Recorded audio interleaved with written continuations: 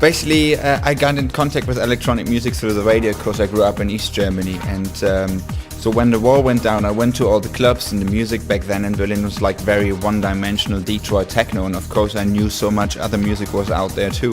So I started making actually some tapes for myself and some friends so we could listen to something in the car. And one of my friends passed it on to a promoter in Berlin, and he booked me to play at Tresor in Berlin, and this is how it started. I still, call everything just electronic music. So back then it was electronic music. It was music which kind of combined the elements of emotion, some melodic stuff with the driving force of techno, with the energy and everything. Because this is a great thing about electronic music, the combination of all these elements and different kinds of genres that sort of inspires other people to do something interesting. And I was playing, that kind of music in the beginning as well. I always had a very clear idea about the music I like and about the music I don't. Are there any milestones in your development of your music? Hopefully every single album is. Okay. So every new album is a new sound? Well, it's like always a logical progression further on, of course. It's usually around 2 or 3 years between the albums, so a lot of things happening, a lot of experiences, a lot of traveling, a lot of things I see, and I try to actually work this into my music. Your latest album, Reflections, how is it different from your other albums? Well, it is very different actually, because the thing is, my previous albums I always approached like an exams work. After 2-3 years of like learning and making music, producing music, I released an album with this year. With this album it's a bit different, because since about 2 years everything is so drastically changing in the world every day. So this album actually is more like snapshots from things I saw that inspired me to write a song about things, and it's ranging from quite political statements to social aspects, also to very private things, and I think it's my most ambitious album. Well, the thing is, there are collaborations on there ranging from DJ Tomic, who's like the forefront hip-hop producer in Germany, all the way to Vega 4, which is an indie rock band from the UK.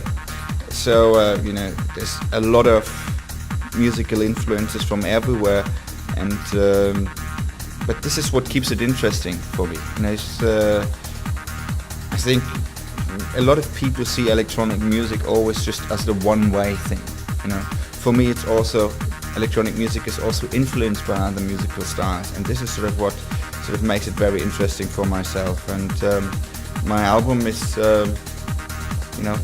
something like that. Could you describe the differences between techno music and trance music? No. No one can. Yeah, because this is what I mean. It's electronic music, and even I would say, well, techno is this and trance is this.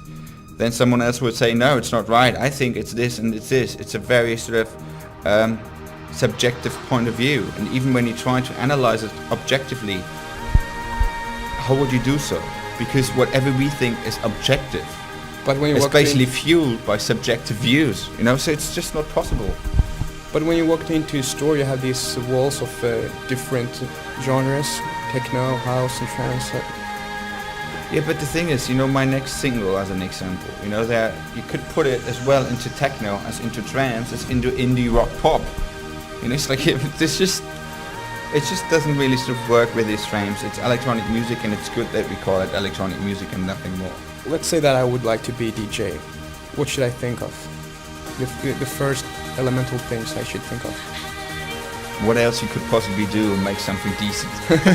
Thank you. No, I mean, of course, I don't think I have to mention that you sort of, have to get in contact with promoters and stuff like this.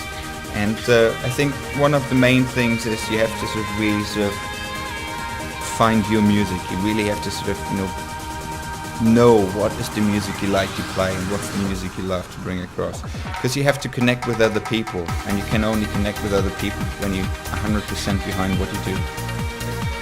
1, 2, 3. Okay, even. 1, 2, 3. 1, 2, 3. Okay, I win. 2 more. I stick to my thing. 1, 2, 3.